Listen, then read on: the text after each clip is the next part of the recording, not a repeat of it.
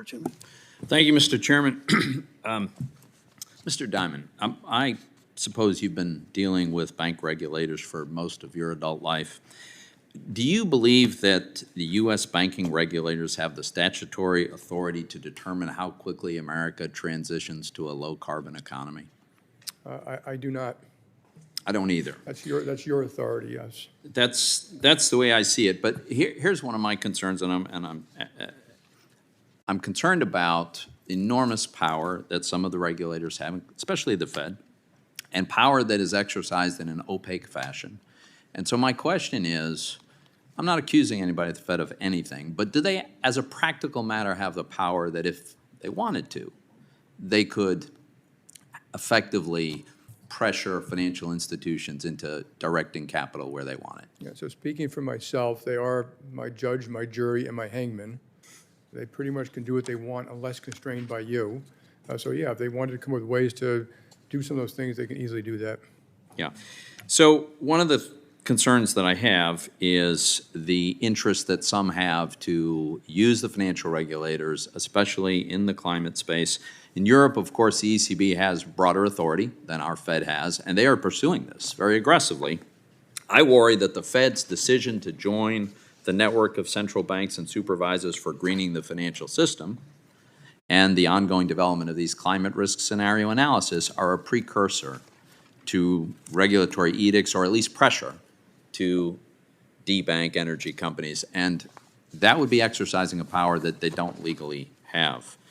Let me move on to the issue of some of America's largest money managers. We know that these managers routinely vote the shares that they hold, including the shares they hold on behalf of their customers.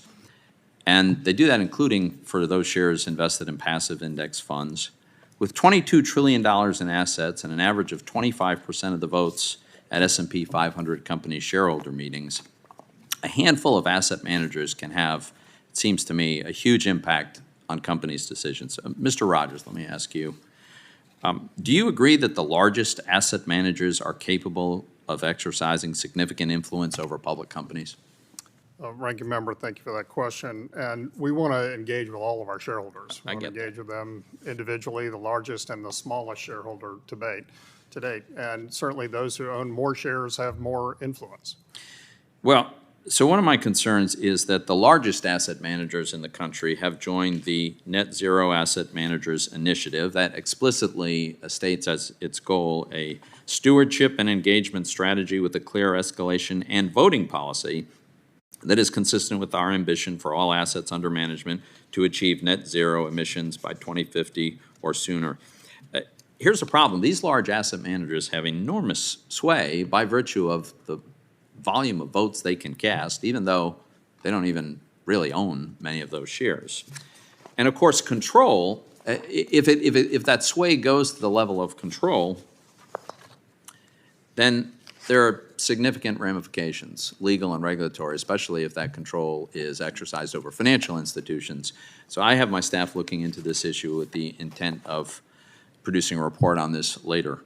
Mr. Demchek, there are folks, including prominent regulators, who seem to believe that large regional banks, although not as big as GSIBs, are already too big to be resolved in the event of a crisis, and therefore they just have to be sold to one of the other banks represented at this table.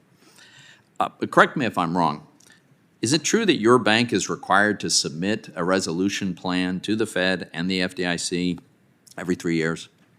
Yes, we've done so for 10 years. Okay.